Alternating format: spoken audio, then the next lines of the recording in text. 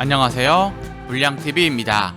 오늘 전해드릴 이야기는요, 2025-2026 시즌 앞두고 여름 이적 시장에서 돈을 가장 많이 쓴 EPL 빅6 클럽의 올 시즌 순위 예상을 해봤습니다.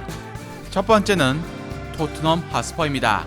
지난 시즌 리그 17위의 재앙적 순위에도 불구하고 토트넘은 유로파리그 우승이란 성과를 냈습니다. 하지만 포스테코글루 감독은 경질되었고 토트넘은 새로운 방향으로 전환을 택했습니다. 브렌트포드에서 인상적인 성공을 거둔 토마스 프랭크가 새로운 감독으로 와 이제 이상적인 축구에서 실용 축구로 바꾸려 합니다. 일단 2025년 여름 이적 영입 명단부터 프랭크 감독의 철학이 바로 드러났습니다. 수비형 미드필더 팔리냐 임대, 공격수 쿠두스를 데려와 새로운 활기를 넣었고 기존의 단조 마티스테를 완전 영입을 완료지었죠. 가장 큰 변수는 주장이자 아이콘인 손흥민이 미국 무대로 떠났다는 것입니다. 공격진에서 쿠두스가 가장 큰 돈을 주고 데려온 공격수인데 지난 시즌 그는 리그 32경기에서 5골 3도움으로 이전보다 못한 활약을 보여줬습니다. 그럼에도 토트넘의 기대 순위가 크게 오른 건 프랭크 감독이 추구하는 쉽게 지지 않는 팀을 만드는데 탁월한 능력을 입증했기 때문이었죠. 화려한 공격 축구보다 꾸준히 승점을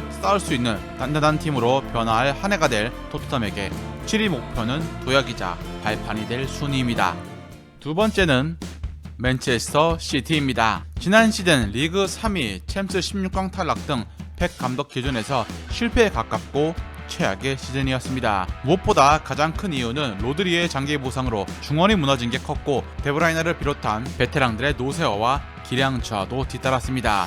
최근 몇 년 동안 그야말로 2패를 씹어먹었던 맨시티였기에 이런 충격적인 부진은 감독 가르디올라에게 맨시티 2.0이라는 대대적인 재건 프로젝트를 시작하게 만들었습니다. 놀랍게도 올 여름 이적 시장에서 맨시티가 지출한 이적료는 빅6 팀 중 다소 적게 지출했습니다. 울버햄튼의 다재다능한 레프트백 라얀 아이트 누리, 리옹의 공격형 미드필더 라얀 세르키, AC 밀란의 미드필더 라인더스가 합류해 중원 에너지를 보강을 했고 데브라이너, 카일 워커 등 올드한 선수들을 내보냈습니다. 심지어 리그 득점이 저조한 사비뉴까지 맨시티는 팔려고 탑팀과 협상 중이죠. 코치진 변경을 주목할 필요가 있는데 오랜 수석 코치였던 리오가 떠났고 클럽의 오른팔이던 펩 레인더스를 영입해 훈련 시스템을 바꾸었습니다. 펩이 맨시티에 부임한 지 9년째, 제2의 전성기를 꿈꾸고 있는 맨시티와 펩이 올 시즌 복귀한 로드리와 새로운 공격진으로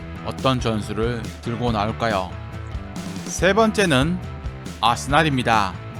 3연속 리그 2위의 기록은 이제 아스날이 리그 상위권 팀으로 완벽하게 복귀했다는 증명을 한 동시에 우승의 마지막 한 걸음을 내딛지 못한 좌절의 3년임을 상징합니다. 아르테타 감독 하에서 놀라운 일관성과 시즌 막판 뒷심 부족은 이제 우승이라는 결과물로 만들어야 합니다. 벌써 아르테타 감독이 아스날 감독이 된 지 7년차를 맞이했고 구단의 신뢰는 매우 컸습니다. 미드필더 수비맨디, 베르고루, 탄탄한 허리진과 유망한 센터백 모스케라를 데려왔습니다. 여기에 스트라이커 갈망이 큰 아스날이 스웨덴 폭격기 요케레스를 이적 난항 끝에 품을 수 있었죠. 이렇게 영입된 선수들 라인업을 보면 아스날이 얼마나 전략적으로 지난 시즌의 약점을 보완하고 퍼즐 맞추기를 했는지 알 수 있습니다. 지난 시즌 최전방에서 고군분투한 하베르츠 대신 요케레스를 선택한 건 팀의 퀄리티를 1%라도 업그레이드 하겠다는 의지였습니다. 지난 시즌에 비해서 선수들의 큰 이탈이 없는 아스날은 선수들을 보강을 했고 올 시즌이 더 이상의 성장 과정이 아닌 장벽을 넘어 우승이란 서사를 완성시켜야 할 타이밍이라는 것을 알아야 할 것입니다. 네 번째는 맨체스터 유나이티드입니다. 지난 시즌 맨유의 성적은 리그 15위로 프리미어리그 출범 이후 맨유 최악의 성적이었습니다. 맨유라는 명문 클럽의 정체성까지 흔들린 총체적인 문제가 있던 한 해였고 이젠 뿌리까지 모두 바꿔야 한다는 개혁의 목소리가 커졌습니다. 아모린 감독이 시즌 도중 부임해 와서 제대로 된 지원 없이 백스리 전술을 팀에 입혀 유로파 결승까지 진출은 했지만 전체적으로 팀이 많이 휘청거렸습니다. 명확한 전술, 정체성을 가진 아모린 감독이지만 카제미르나 에리센 같이 기동성이 떨어진 미드필더들은 그의 그의 전술을 소화하기 힘들었습니다. 그리고 2025년 맨유는 지난 시즌 44골에 불과한 리그 득점을 개선시키고자 공격진을 크게 바꾸는 영입을 단행했습니다. 원톱 공격수의 호일룬에서 세슈코로 바뀌었고 일선 공격수의 은벤모와 마테우스 쿠냐를 영입했는데 두 선수는 각각 지난 시즌 EPL에서 29개와 23개의 공격 포인트를 올린 공격수였습니다. 공격 시스템을 완전히 바꾼 새로운 아모림 축구가 올 시즌 드디어 색을 나타낼지 기대를 모으고 있습니다. 다섯 번째는 첼시입니다.